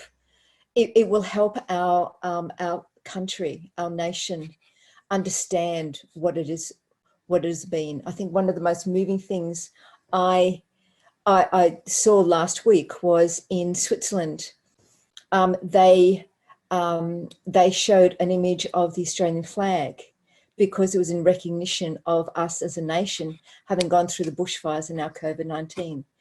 And I think that's an incredibly moving thing. And I think as creative artists, how to begin to journey through that. We're not there now. We're in survival mode. But it will be part of, I think, what we will bring to that. But the first thing is taking care of ourselves and not becoming too overwhelmed by the onslaught of the pain that we hear, not just within our community, but particularly overseas. I think that we will be processing this for a long, long time. One of the last things that I noticed is, for many people, they went into their kind of creative caves, and they've done their artwork. They've started to write. They've started to do a lot of that. And what they're saying to me is, I'm feeling very safe in this little place of mine, but I don't know how I'm going to get out of here. This has been such a place where I kind of protect myself from everything else, and I'm doing my work, but it scares me because I've got so used to being by myself, to isolating. And it is, if we're introvert, it's a very comfortable place for us. If we're feeling a bit flat, we tend to self-isolate. So I think part of that is beginning to take or even mentally think about starting to move out of our isolated places. Because as we talked about, we need our community. We need to explore. And so recognizing when we are becoming a little bit too self-isolating, when we're becoming too insular with our own artwork, and just taking that risk, with, as Bron was kind of called us to just, reach out to the community. I don't know if you want to add anything. I think that's a really great summary. And one of the things for us, we've been impacted, like everybody else has been impacted financially. We've lost work. But one of the things that we have learned over the years, the many years of working in creative industries, is you have to learn to be flexible, and you have to learn to be adaptable, because a creative life is full of peaks and troughs. It has these ups and downs. You can have seasons of, I think, 7 fat years, 7 lean years, 7 lean years, 7 fat years, that kind of, you can have plenty and then drought. And so one of the things that we learnt to do was to have a number of different ways of being able to pivot. And people are learning how to pivot now, I think, perhaps for the first time, because they have to. can I say the silver lining of this cloud is that ability to pivot quickly to an alternative source of revenue. I think the sorts of things that Paul was talking about, and some of the things that I think, and the way Alex talked about her rapid pivot, those sorts of things I think are part of the landscape of the future. I don't believe that live performance is going to go away. I don't believe that I believe that people still want to gather. And I think that festivals will still have peak events, Paul, I think, and to everyone else, I think there is a lot of wisdom in being able to find this balance between what we know as our sweet spot, and yet the ability to be able to shift and adapt to rapid change. That's what we're all learning. But if history teaches us anything, it teaches us that we've had, you've got to remember that COVID-19 is one out of countless plagues that the human race has endured for centuries. And we're talking about the Black Death. I mean, the Spanish flu, and we're talking literally hundreds of millions of people have lost their lives over the centuries to pandemics of one kind or another. And we tend to, the human race tends to return to those things that are the sweet spot. And I do believe that the very cry for community and being able to be together and gather together is an essential quality, such an essential quality of what it means to be human. It means that I'm of the opinion that the penalty we're paying now will be relatively short in terms of the breadth of human history, and there'll be live performances again. We may be warier. They may be of a different nature. They may start small, but it will be coming back. We'll be coming back. That's offer that little message of hope, maybe to end our current contribution. That's great. Thank you. Michelle. Thank you. We're going to cross now over to Joanna, who is in Coralban, and she is a musician and a teacher. Have we got Joanna there? Hello there. Hi. How are you? Hi. Welcome. So how have you and your community responded creatively to COVID, and could you play something for us as well tonight? Yes, I can do that. I'm a piano teacher, and I was going to schools and people's homes to teach, and then all of a sudden, boom, that all stopped. So I became an online piano teacher overnight, basically. I think it was something I'd always had in the back of my mind, but you don't really get around to doing everything. And I decided to do two things quite quickly. One was to buy an iPad because I didn't want to be trying to do it from my phone, And also I thought internet is really important. So I upgraded my NBN to the biggest thing I could get in the hope that it would make teaching a little bit easier. I didn't start right away because everything was very chaotic and parents were in chaos and, kids at home, all the rest of it. But I did pick one student to be my guinea pig, if you like, and with a mum that I knew quite well. So it was like, okay, can we try Zoom? What does this look like? Can you hear me? Can I see you? This sort of thing. Can we try FaceTime now? And currently, I'm basically using FaceTime, Zoom, Skype, and some schools are on Microsoft Teams, so we use that. And I think basically they all are pretty okay if the internet is working all right.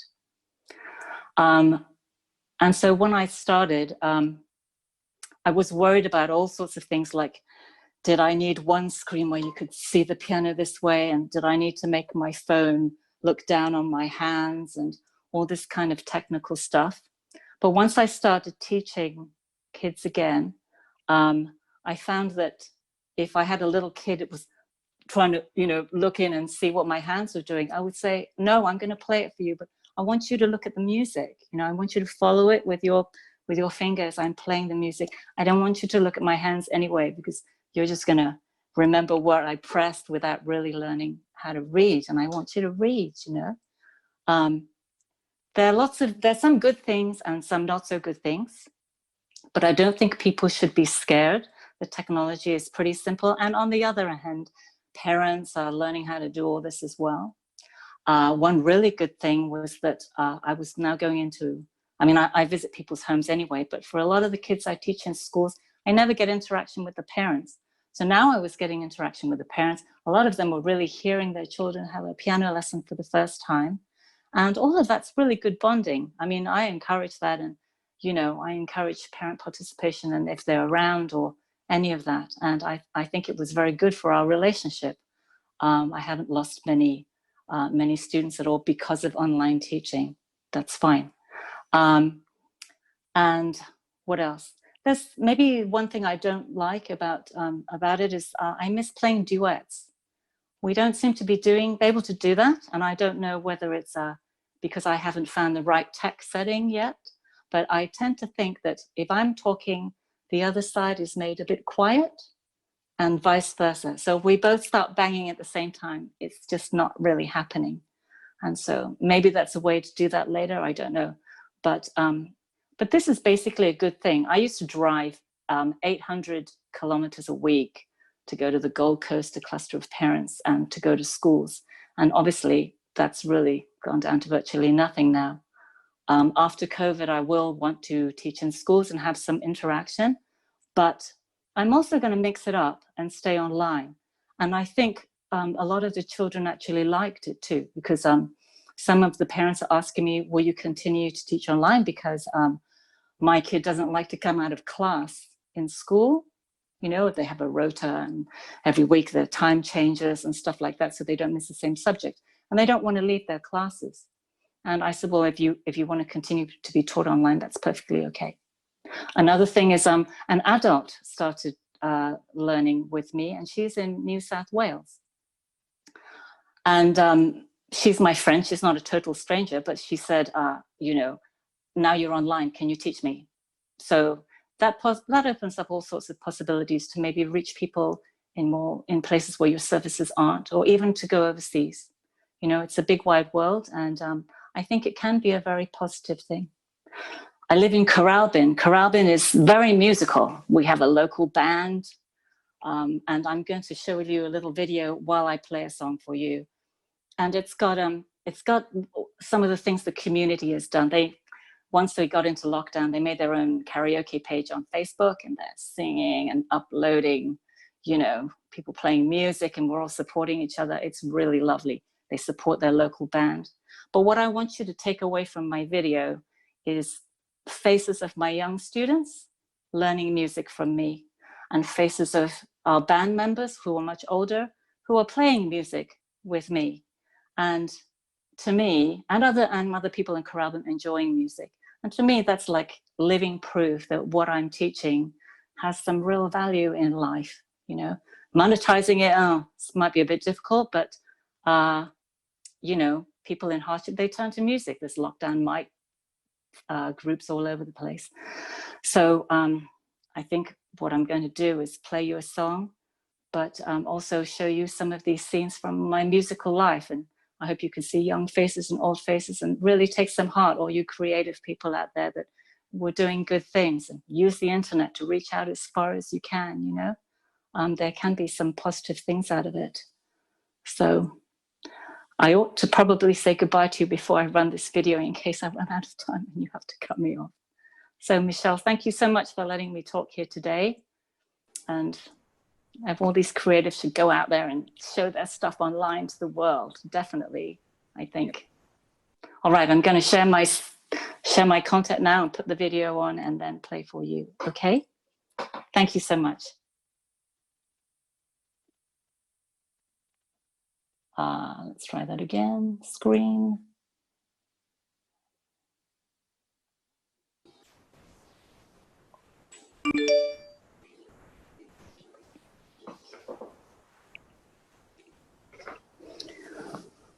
Okay, let's see.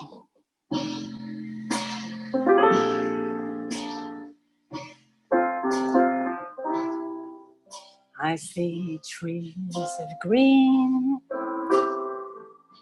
red roses too, I see them bloom for me and for you. And I think to myself, what a wonderful world.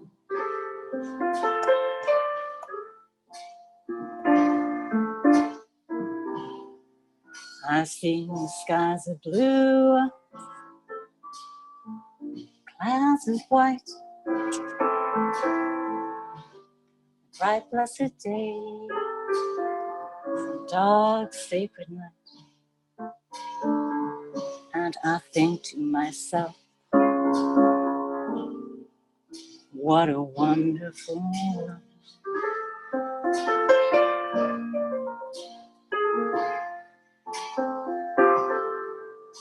The colors of the rainbow, so pretty in the sky, are also on the faces of people walking by. I see friends shaking hands, saying how do you do. They're really saying I love you. I hear babies cry, watch them grow. They'll learn more than I'll ever know. And I think to myself, what a wonderful world.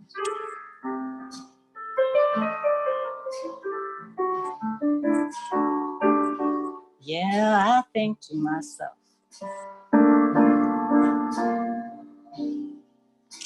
what a wonderful world.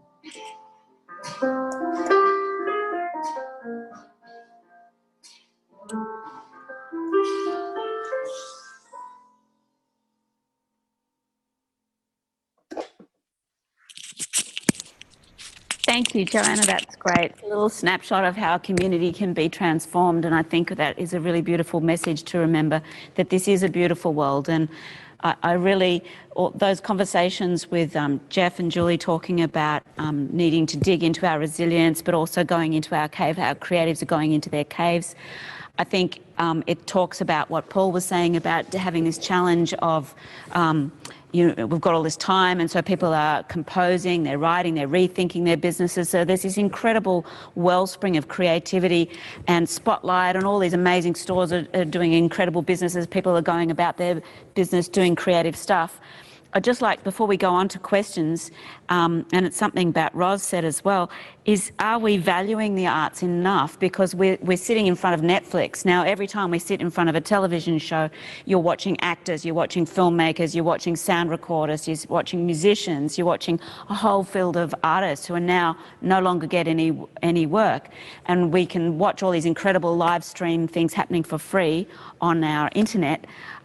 And I really liked that the example that Paul, you gave around people paying a certain amount, not being forced to pay a particular amount, but choosing to pay an amount for what they were streaming in recognition of the artists who have created that work. I think that's really important. And more so, I think, in terms of the communities where they've been completely devastated, not just from COVID, but also through these the bushfires, and that's, of course, most of Eastern Australia. So I wouldn't mind asking Roz some questions around what funding might be available for to help those people who have lost their incomes through bushfires and flood we've had as well, and COVID. Is there regional arts special funding to help people or communities become more resilient? Yes, there is, and there's a fair bit going on in this space, and I know there's a lot of different commentary around all the different packages that are currently I've either been announced or are being announced. Probably just to wind back a tiny bit, like the Regional Arts Fund, which is what Regional Arts Australia manages on behalf of the federal government with our RPAs, our current round that's open, we have 150 projects across the country. All of those projects we got within the first few days, we're able to apply for that to be amended, adjusted, refreshed. So all those current funding rounds that were available for the regional arts funds could be repurposed, and we've also put extension onto those. So people are currently funded. There's been quite a lot of flexibility provided for repurposing, extending, changing those projects, and the same for the Australia Council. I can't talk hugely on their part, but their current rounds, I know that they were also encouraging for applications, to repurpose funds or to restructure things into a much more an immediate space. In the terms of our membership, the quick response programs, which we often run, quite a lot of those have been made available immediately, and they were available quite a few weeks ago, and they have changed some of those necessities a little bit, so that you're not necessarily having to apply to do a project which you aren't actually able to do because you can't do an outcome necessarily at the moment, but it could be practice-led or professional development or things like that in that space. Obviously, the Australia Council repurposed $5 million for their resilience funds, and that was for, I think it was survival, adaptation and creation, and I know that that's been incredibly well, there's been a huge response to that, and there's some, they're trying to look at, how we can possibly get some more funds into that, so to fund more.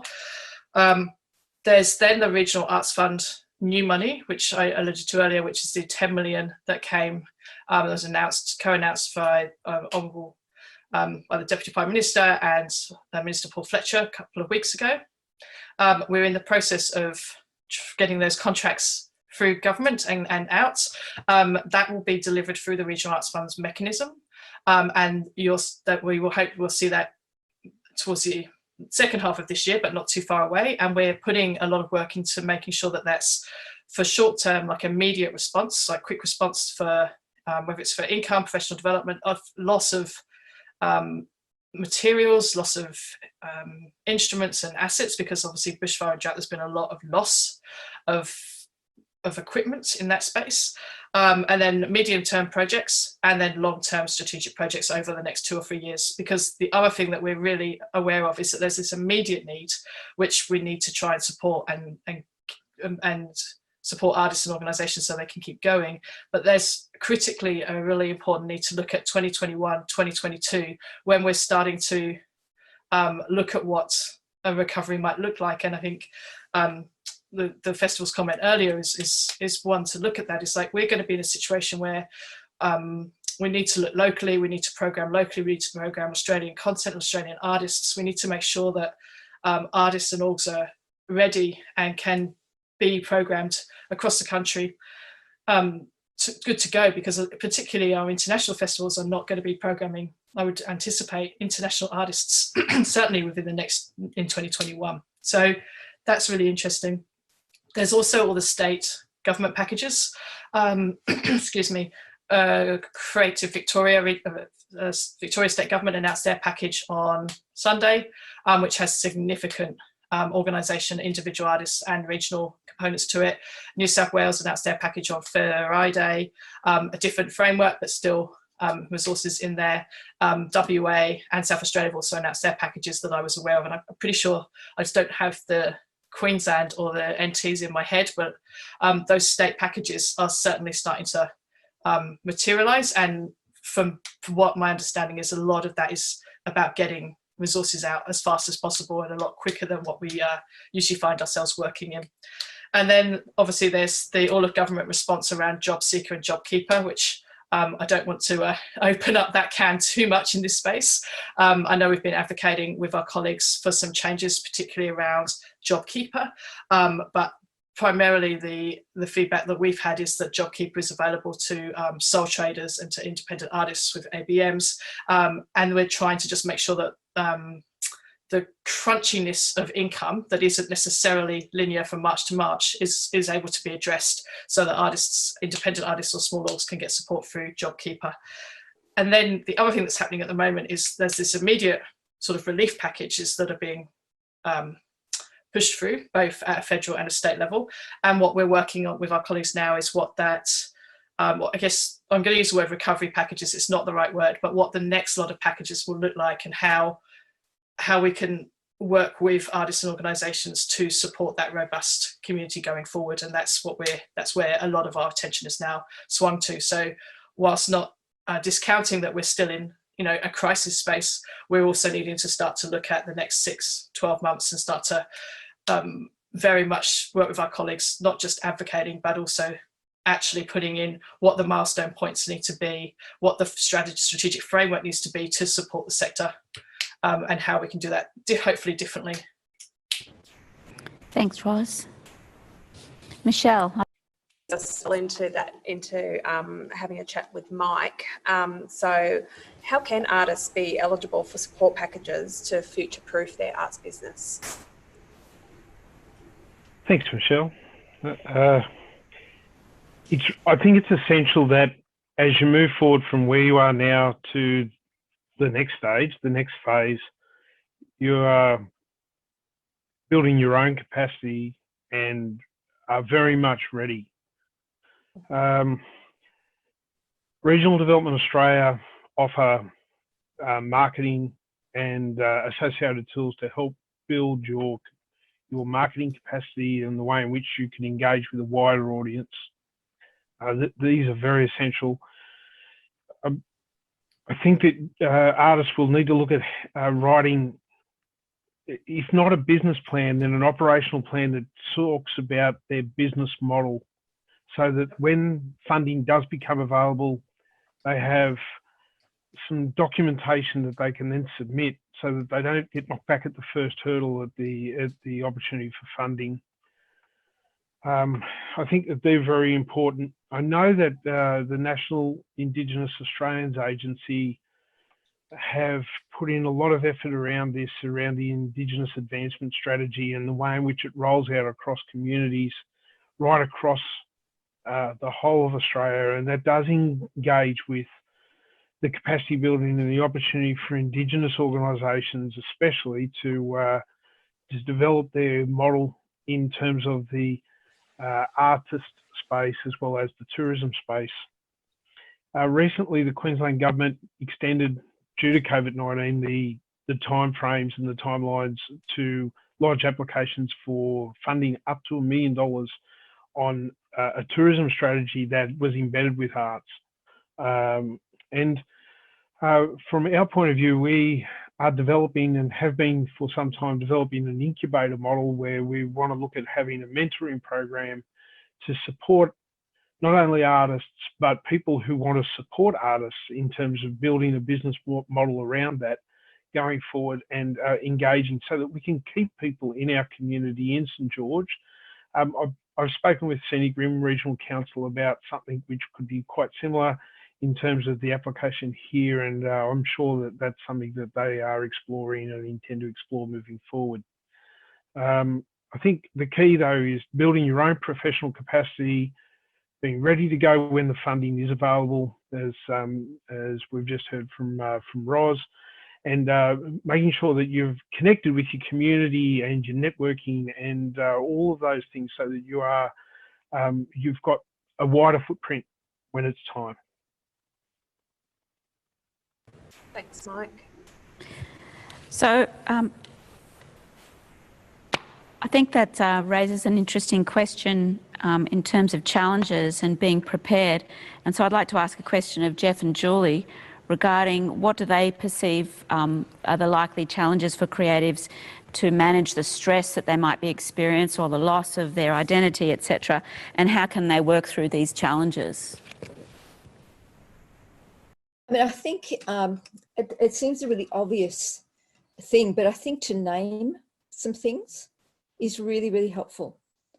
In fact, one of my favourite researchers is Brené Brown, and she talks about the fact that if we name our emotions, we are far more resilient. And I think learning to name things like we feel a loss of identity, naming the emotions that we feel. Are we feeling a sense of grief? Are we feeling a sense of disappointment? Like just naming some of the things that we're feeling, naming what's going on, it kind of helps us begin to frame how to move forward with that. that would be kind of initial thought about the challenges. I think too, being kind to ourselves as creatives and performers, because creatives are naturally very, very hard on themselves. There is a kind of set of core beliefs that we call unrelenting standards, which is having very, very high internalized standards of behavior. And a lot of the people I work with, they put unbelievable demands on themselves. And at a time, it's like they've got to run around and quickly make something happen. And I think just kind of allowing this space to go, this is a time unlike any other. This is a time of unusual rest in some ways. This is a time to allow us to kind of feel our wills in different ways, and to learn to be really kind to ourselves, because it means that we're going to emerge from this period of time being a far more resilient, creative person. If we just learn some of those, that self-compassion, self-kindness. And I would encourage those that are listening to just own it if they are putting this unbelievable pressure on themselves, and just say, just be kind to yourself. To coin a swimming metaphor, look, we live near a beach that's sort of renowned for these rips that take people out to sea, you know, it's people get into distress very quickly. But the best thing to do is you can't fight the current. You have to float. There's a massive financial impact, and we know the arts sector this is all the way from regional arts all the way to international artists and international arts businesses have all been catastrophically hit. I mean, as much as I was talking in terms of hope, it's as if somebody put the brakes on an airplane mid-flight. I mean, there's it's quite unusual. So, but what can you do? You can only do what you can do. And so that's following up Julie's remark about let's not be too hard on ourselves. You only do what you can do. And sometimes the best thing you can do is just take care of yourself and float, because we will ride it out.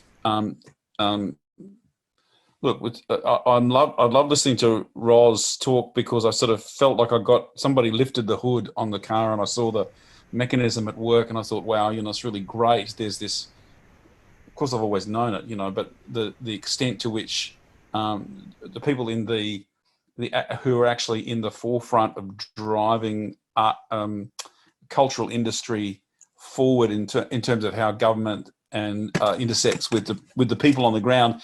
It's fabulous, actually, sort of hearing the wheels, watching the wheels turning. Really, will come through. There'll be, even though we were largely, I think, ignored in the early sort of stimulus attempts from federal government, I feel like there is a wave coming, and people are recognising that we are an important part of the life of the nation. So we've got to float rather than fight. That's great. And the other thing is, I think, if just as a sort of closer, if we're all looking at ourselves and going, wow, we need more resilience, it's not something that happens quickly. Resilience isn't something that you can get instantaneously. It's a little bit like developing a muscle. You have to do it over a long period of time. And so if some of us are feeling, wow, that's something I really need, then now's the time to make a decision to develop it over the long term, because there'll be other disruptions.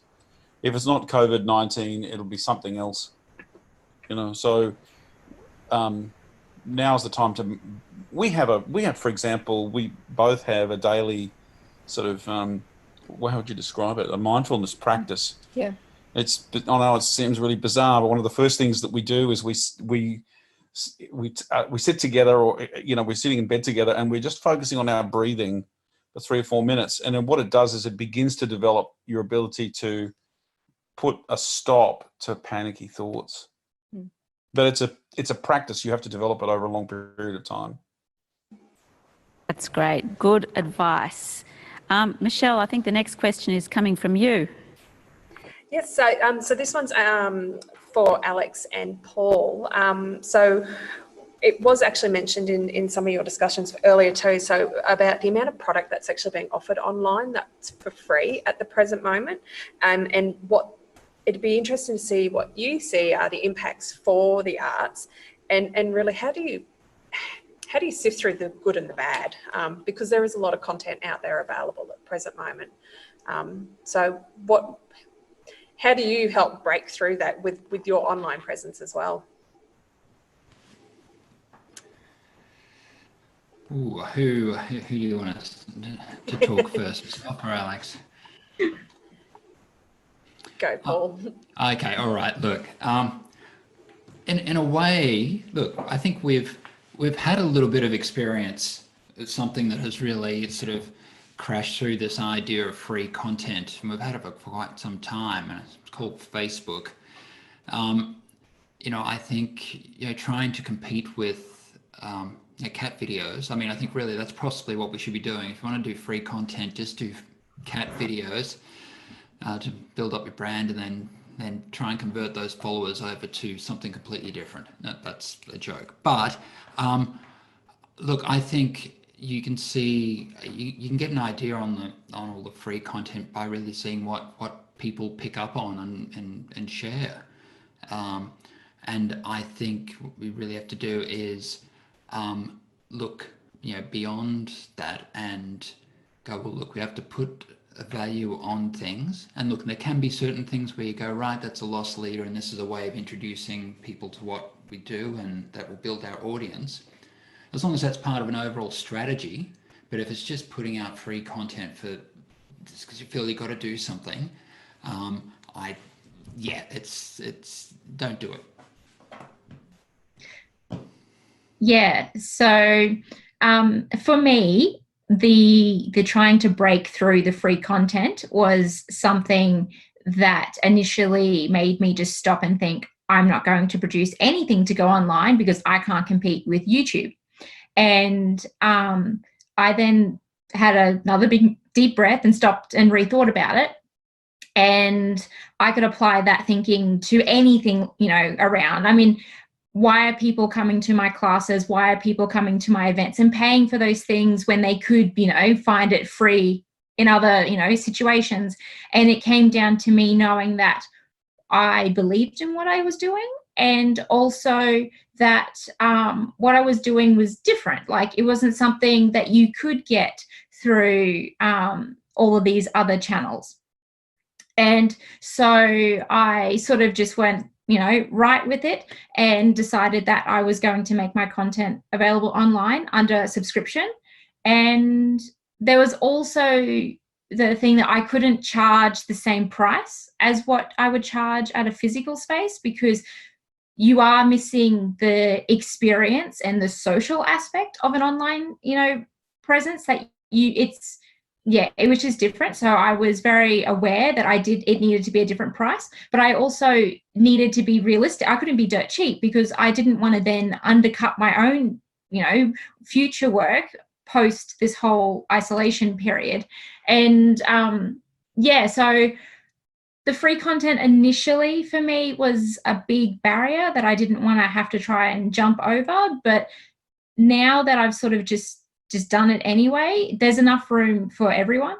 I don't agree with people giving away their stuff for free. I think, you know, that's something that people should be looking at their own value and worth, but that's also not my place to tell someone how to run their own business model.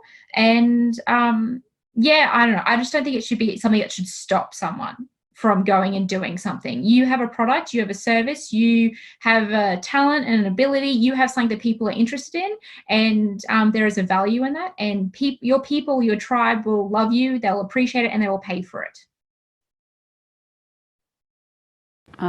That's great. Really good inspiration, because there is so much content. Final question is to Jess, actually. Jess, I just wanted to give you the last word, I think, before we finish up, about to explore possibly just briefly what your opportunities have come out of this really hard time for your community, but also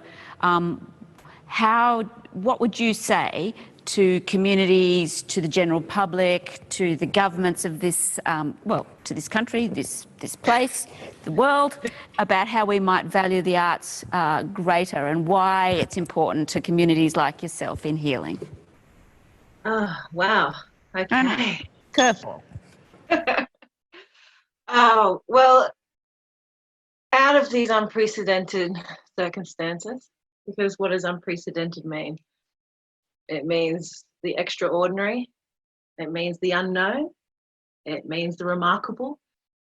So out of those situations, I guess remarkable art can be made, extraordinary art can be made, powerful, potent art can be made.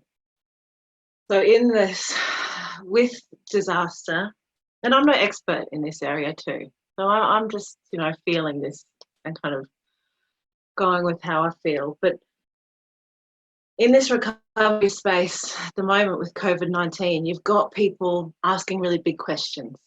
So after the fire, we had really big questions being asked. We have a collective experience, we've got big questions. And then we've got this challenge of our social structures being tilted. Our normal is no longer recognizable. So in that space, we've got big questions and you've got a real shift in how. Like, is that where really amazing art can be made? Like in that space? Is that where things in history, like where really great stuff has happened? So if we can kind of look at this space and this opportunity, look at these big questions, look at the time people have to reflect, and look at these new, exciting challenges and all the wonderful way that everyone tonight has pivoted what they're doing, then maybe some really powerful, potent, transformative, wonderful art will come out of this. Let's hope.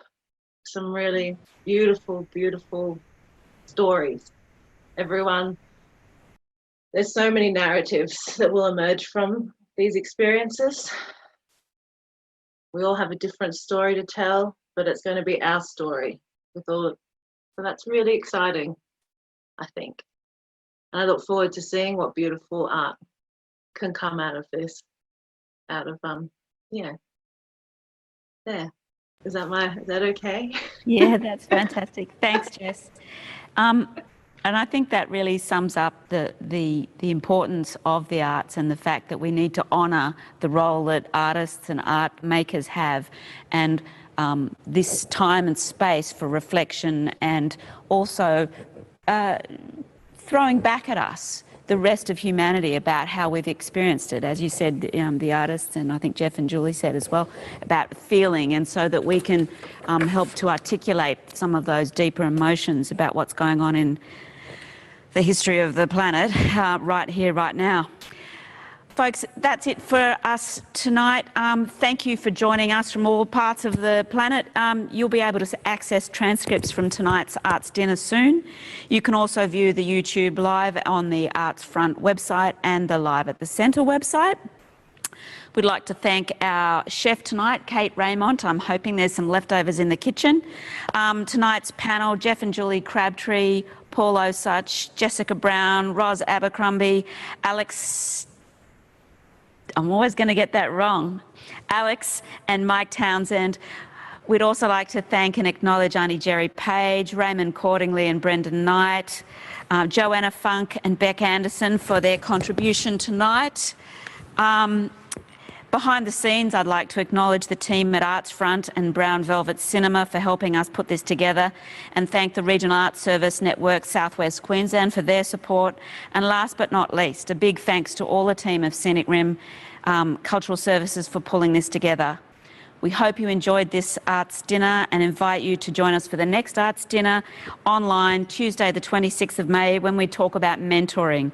What is it and how do you go about it? Thank you all. Stay safe and stay creative. Good night.